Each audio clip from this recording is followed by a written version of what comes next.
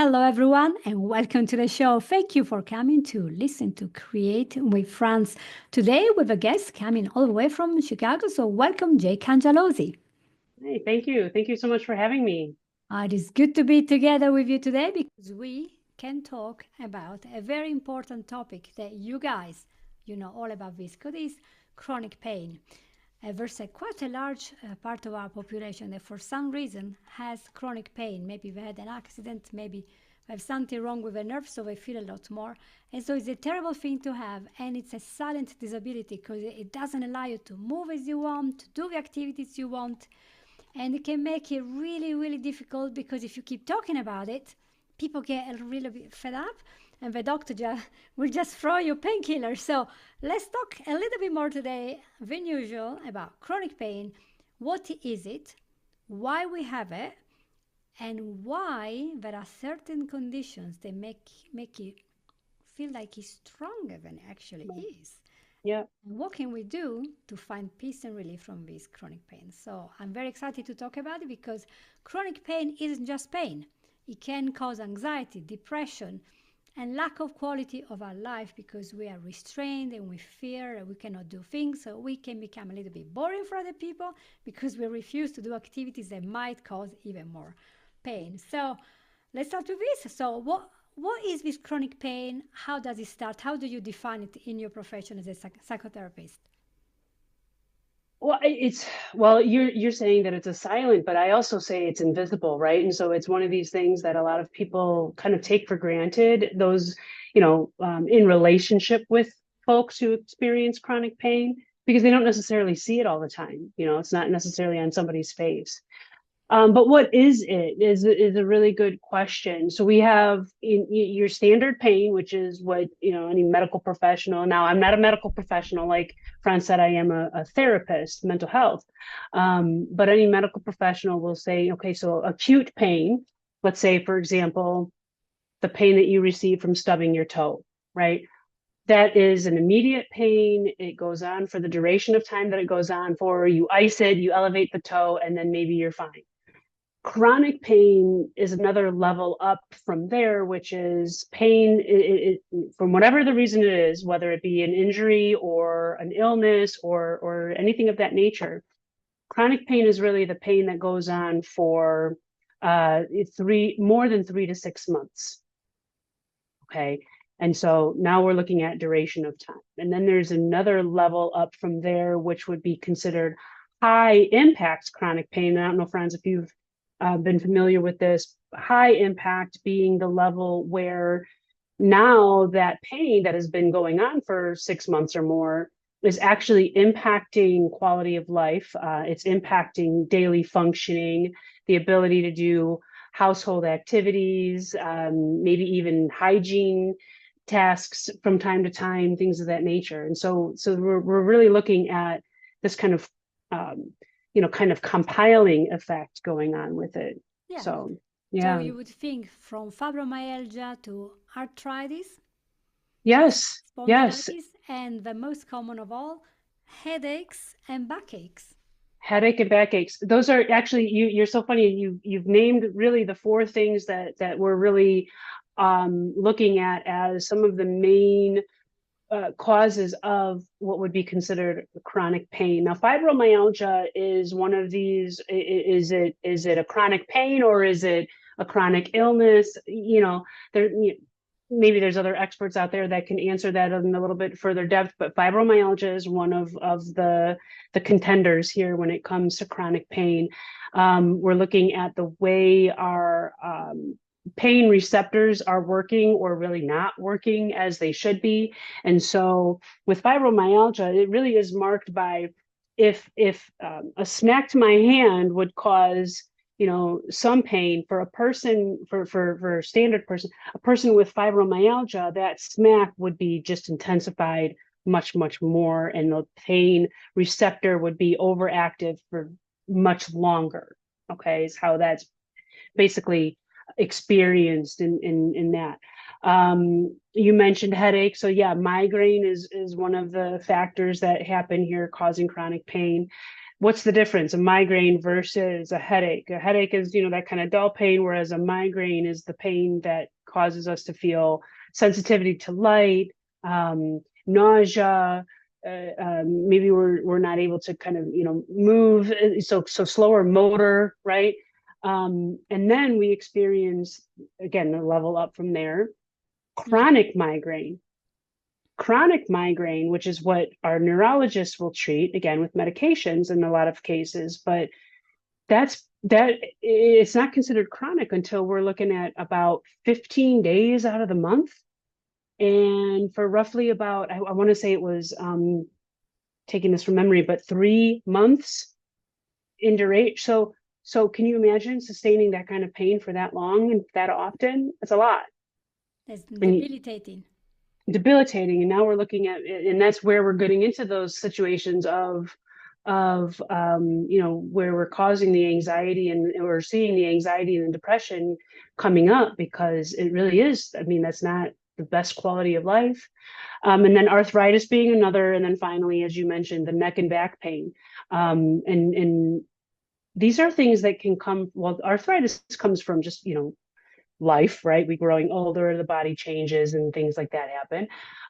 Back and neck pain can really come from, again, it be a source of, is it from a chronic illness that's going on that we're trying to figure out? Is it a specific injury? Things of that nature. So it's kind of like finding a needle in a haystack. Yeah, so the truth is, if we look around in a room of 100 people, maybe Mm, 30 or 40%, maybe they have experienced some type of chronic pain in some point in their life, but yeah, we didn't even know because we right. just try to be brave, Put on that face, right? Yeah, and that's the thing because it can cause mental issues. yeah, yeah. That is because then that's another weight to worry about, another worry. So are you speaking here with your personal experience, or do you want to show something like a story of somebody that came to you and was able to find some relief from this chronic pain? That must be terrible. I Yeah. think I have a very low threshold. Oh, I don't. really? You think you have a low I threshold of probably pain? do. I Yeah. don't know. I've always wondered myself if I would be considered a high threshold or a low threshold of pain. The people who have a high threshold of pain, we know who they are, but the rest of us were kind of like, oh, I'm not really sure, and nor do I want to test it.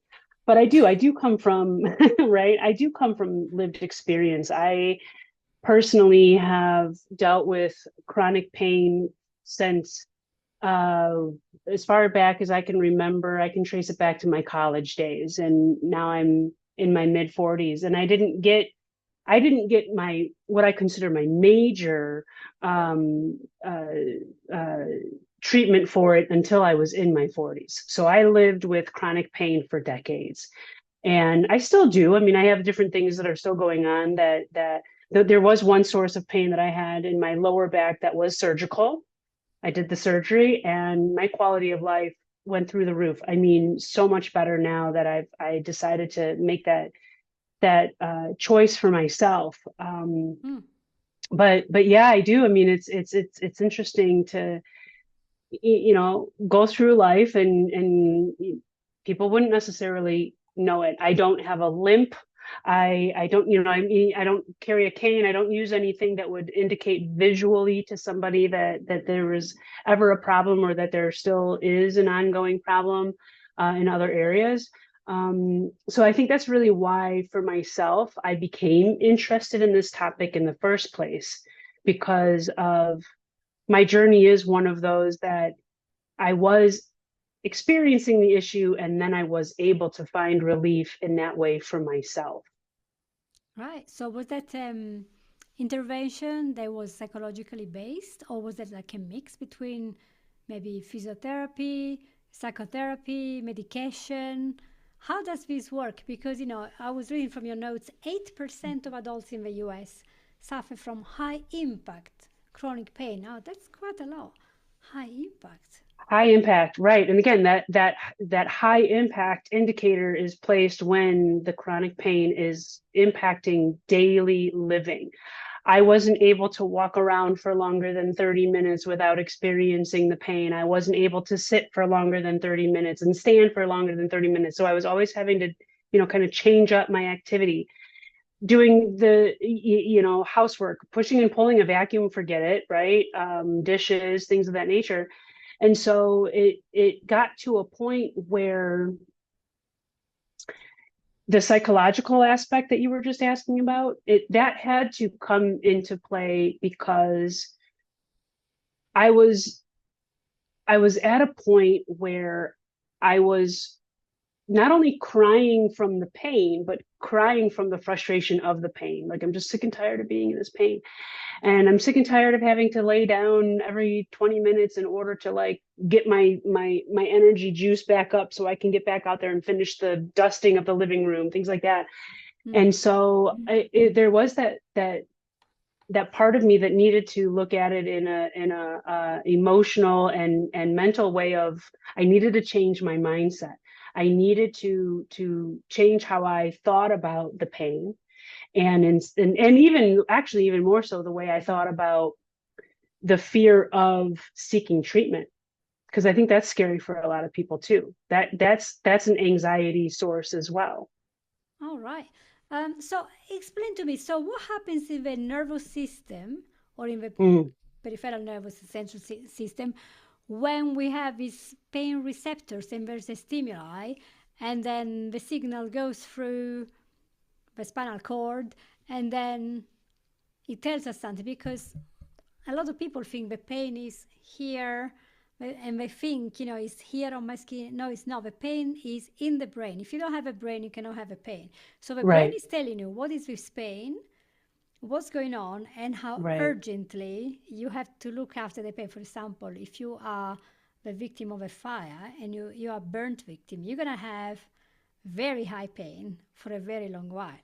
Yes, So yes. how does that work? How does the brain decide, okay, I'm going to keep you awake at night? Why? Great question, right?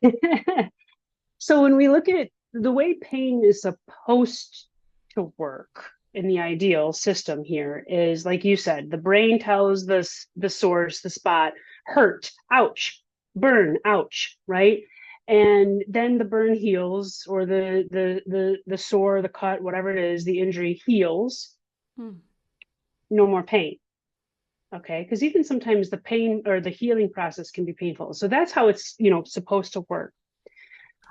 But when we look at and mind you, I'm not, like I said, I'm not a medical professional, and so I don't have all of the expertise on this, but I've done enough studying on this topic. But when we look at um, the way these pain receptors and systems kind of malfunction, so to speak, there's a couple of different ways that can happen, and um, one of the ways is, like you were saying, that peripheral, and it's called sensitization. It's that peripheral sensitization that is what gives a heightened pain response. Maybe now the pain is lasting longer than it needs to, or is more extreme than it would normally be. We also have what's called central sensitization, and that is when the brain, the spine, because the spine is also a player in this as well, make that pain more amplified, and well, actually, the peripheral is how it's supposed to be normal. The central is that amplified and longer lasting persistent pain. We also have the neuroinflammation, which is, when our immune cells kind of get into the mix here, contributing to prolonged pain. And so that could um, kind of be what plays a role in things like fibromyalgia, maybe even the chronic migraines, things of that nature. And then we have this other factor that creates this sensation or sensitization, which is simply maladaptive neuroplasticity. Okay, so what does that mean? Well, neuroplasticity is the way that our brain is able to kind of change and mold itself, right, based on different factors. Maladaptive is, oh, we don't want it that way though, right? So this is when the brain is taking a pain signal and essentially overgeneralizing it to anything that could possibly happen, right? So I'll just give kind of an example. If I jump down from a height, like a slightly higher level, and it hurts me when I land on my feet, the bottom of my feet or my knees, and that hurts. This maladaptive neuroplasticity is what basically tells my brain, tells my body, you cannot jump. Don't jump. All jumps will hurt. Does that Hmm. make sense? Right. So it's these different mechanisms at play that could be kind of causing this to happen. And then I was thinking, well, what about if multiple of these are happening at once? Now we're looking at every jump is going to hurt my body. I'm looking at it not only hurting, but hurting for a long time, right? Can you imagine what could possibly be going on for somebody who's experiencing more than one of these mechanisms happening? Yes. So Yeah. the brain has a memory, doesn't it? Oh, absolutely. Yes. Right. Yes. Absolutely. So that could make so that the in this process we are amplifying the pain. We feel Mm. more, and so of course the suffering is worse.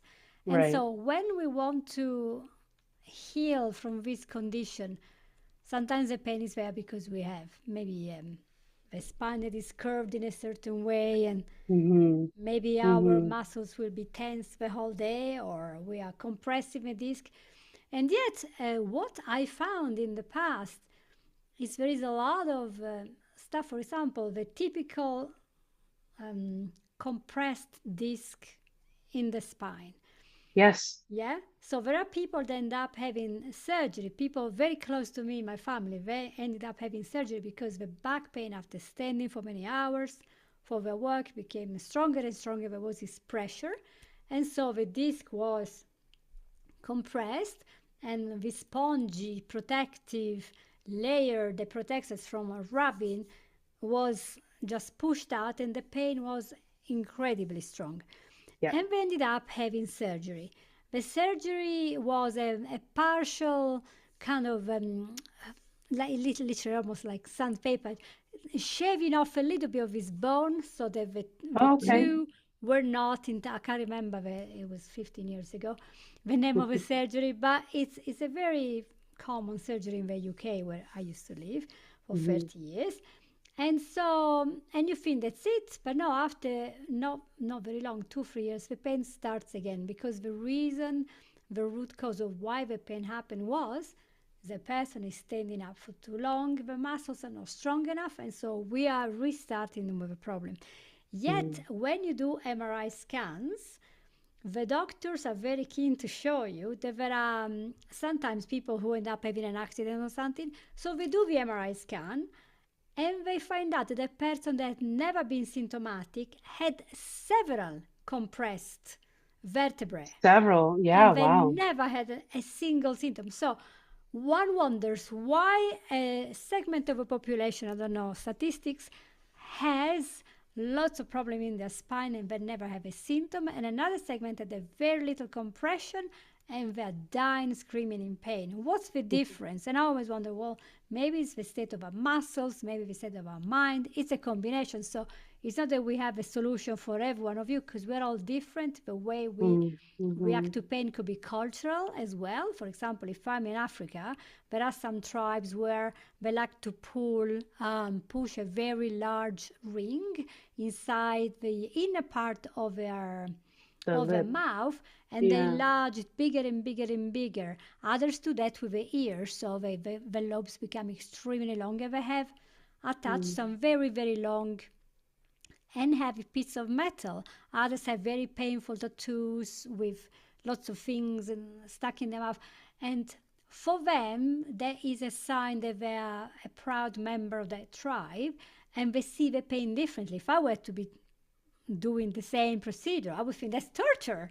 So probably I would feel the pain differently, wouldn't I? Right. Right. Right. So the brain Yeah. is so important. But how do we now help these people? Because sure enough, there's need to be some kind of awareness that there is this pain, and there is a match around, isn't it? There is, and I think that this these are conversations that I wish I could say have been going on, but they really do need to start, right? Conversations um, about those differences. How does one culture perceive pain versus the other? And then on top of that, how does one culture perceive seeking treatment for pain over another? And I think that there's a lot of disparities that are going on in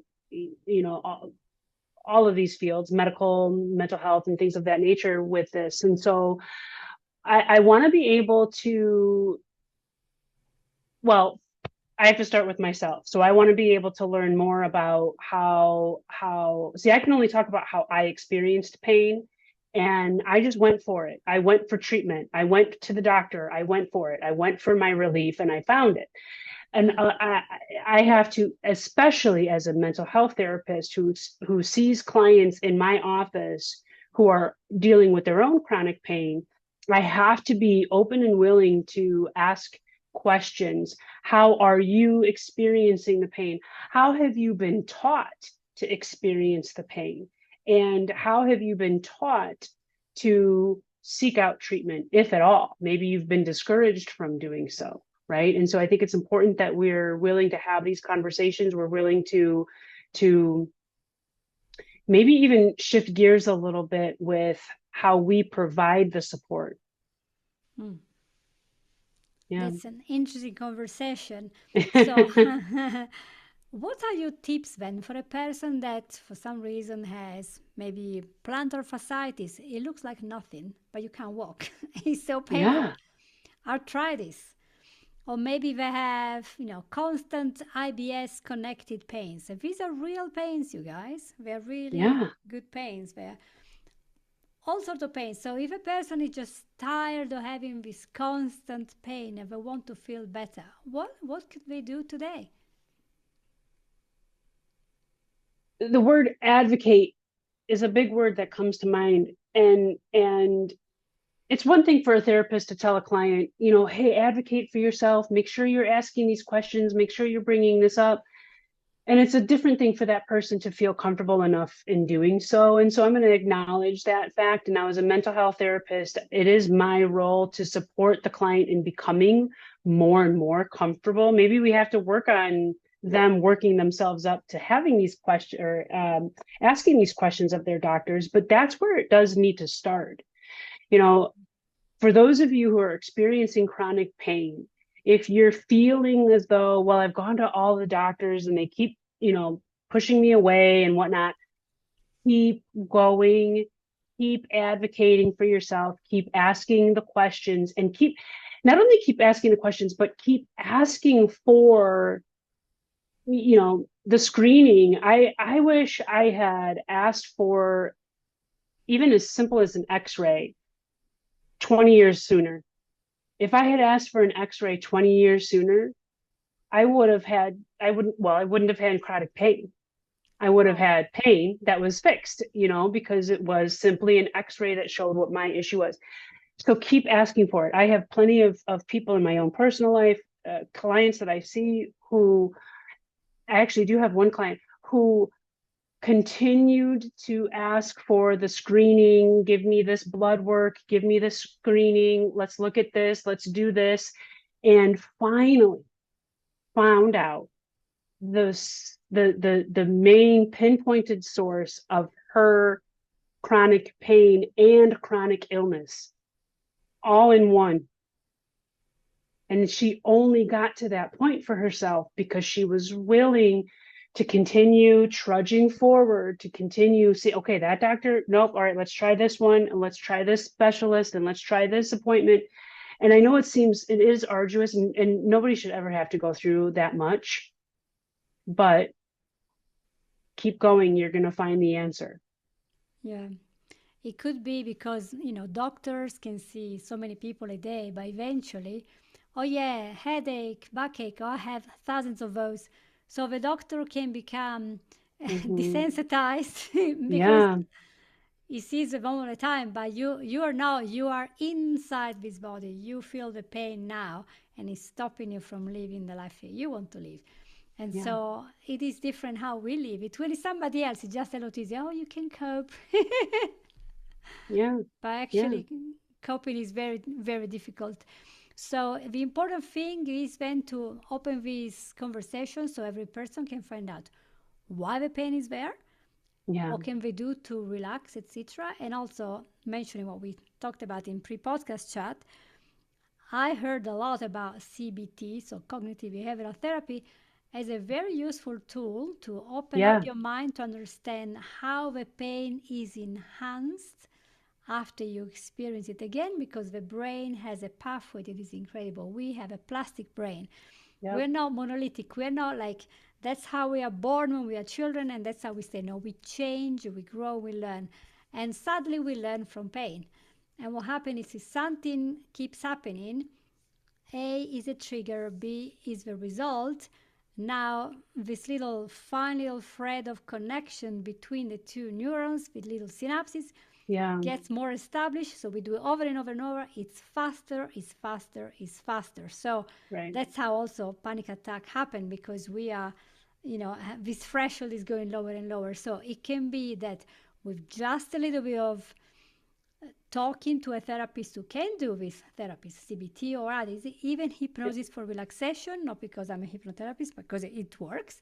There Yeah. is so much we can do Yeah. to detach ourselves from this pain and to distract because the pain is taking center stage, right? It So really is. It really is. Yeah. yeah. So sometimes we have to look at, is there something that I'm possibly doing that is making the pain worse and take responsibility? Other times it's something that happened to us, an accident, something bad, and we have to see what can we do. And I will Right. always remember years ago on Radio Norfolk, back in England, this Hmm. guy who was not a paramedic, but as a helper. He was a helper in hospital, a volunteer helper to help people to feel better. And he was in the A&E, and a lovely guy, probably 75 years old, came in with crushing pain on the chest. He had fallen, and there were some vertebrae that were all fractured. So, Mm. and also the ribs. So he was in a bad state. And before he was whisked into surgery, he was talking to the volunteer, and the guy was in pain. It was a lot of pain. And so the volunteer asked him questions, and it turned out this guy has been a soldier in the war when he was back in the UK. I don't know if he was abroad, but he was describing, he was asking questions, what was going on with your platoon? Were you a pilot or not? What was your day like? And this Yeah. old guy talked and talked and talked. And then after a while, he goes, you know what? The pain is gone away. I can't feel the pain anymore. He was so distracted in the remembering his Yeah. the 1940s, Yeah. that he forgot about the pain. I was like, wow. And this volunteer was in tears talking about the story on the radio, but it really shows how powerful the brain is and to change the focus to something else. And Right. then he went to surgery. He had it all fixed, but the pain just went by talking. Yeah.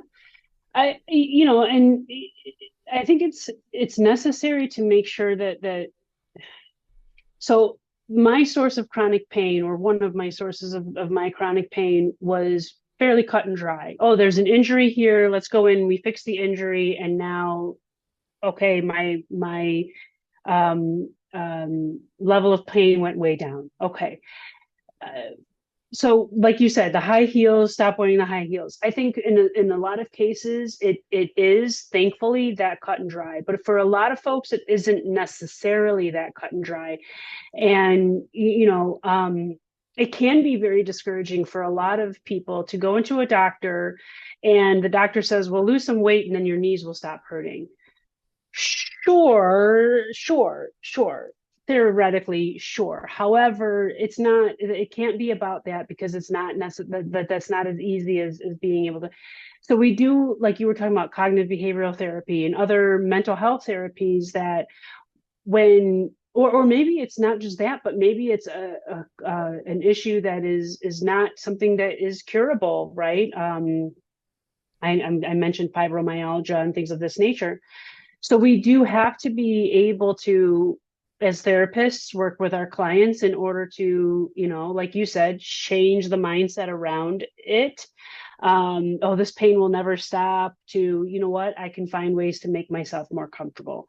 Or we can use things like approaches like acceptance therapy, where we really are learning that, maybe my pain will never go 100% away, but there's still things that I can do, and there's still life that I can live, Hmm. maybe with some accommodations or some different changes of that nature.